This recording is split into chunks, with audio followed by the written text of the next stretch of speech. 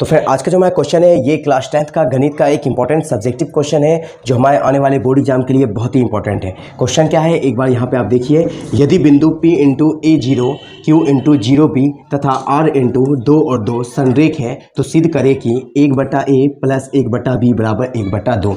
इसे हमें क्या करना है, सिद्ध करना है यानी प्रूफ करना है। ठीक है, तो इस तरह का क्वेश्चन को सॉल्व करने के लिए सबसे पहले हम क्या करेंगे, एक त्रिभुज बना लेंगे। त्रिभुज बनाने के बाद इसका तीनों बिंदु को दर्शा देंगे। यहाँ पे P इंटू क्या है, A0 है, Q इंटू क्या है 0 और B है, और R इंटू क्या है 2 और 2 है। ठीक है, तो आपको याद होगा कि जब तीन बिंदु हमारा संरेख होता है तो त्रिभुज का क्षेत्रफल 0 होता है। ठीक है, तो यहाँ पे हम लिखेंगे जब तीनों बिंदु संरेख हो तो क्या होगा, त्रिभुज का क्षेत्रफल, कौन सा त्रिभुज है, त्रिभुज PQR का क्षेत्रफल क्या हो जाएगा बताओ तो 0 हो जाएगा। ठीक है, और त्रिभुज का हम क्षेत्रफल जानते हैं क्या होगा इस कंडीशन में, 1/2 into x1 into y2 minus y3 plus x2 into y3 minus y1 plus x3 into y1 minus y2 बराबर क्या हो जाएगा 0 हो जाएगा। तो ये इसका क्षेत्रफल होता है किसका, जब तीन बिंदु संरेख हो। अब क्या करेंगे, इन सभी में हम इन सब का मान रखेंगे। तो आपको याद रखना है कि ये जो पहला बिंदु हो जाएगा इसको हम x1 मानेंगे। ठीक है, और ये क्या हो जाएगा y1 हो जाएगा।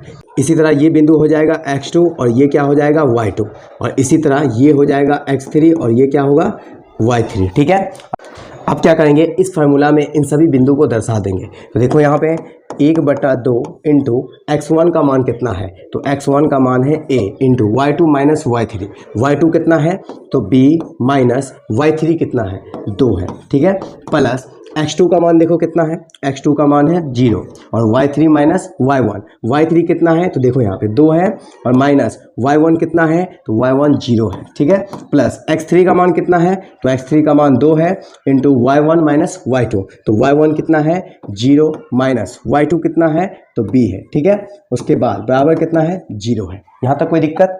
अब आगे क्या करना है, 1/2 इंटू a को b से गुना करेंगे तो क्या होगा ab, फिर a को 2 से गुना करेंगे तो माइनस 2a होगा। ठीक है, प्लस अब 2 में से 0 जाएगा, कितना बचेगा 0, लेकिन 0 0 से गुना करेंगे तो 0 रह जाएगा, लिखने का जरूरत नहीं है। इसी तरह यहाँ पर देख लो, 2 गुना 0 करेंगे तो 0 और 2 गुना b करेंगे तो 2b। अब चूंकि यहाँ माइनस है ये प्लस है तो माइनस प्लस क्या होगा माइनस, तो इसी तरह यहाँ पर क्या लिख देंगे माइनस 2b और बराबर कितना है 0 है।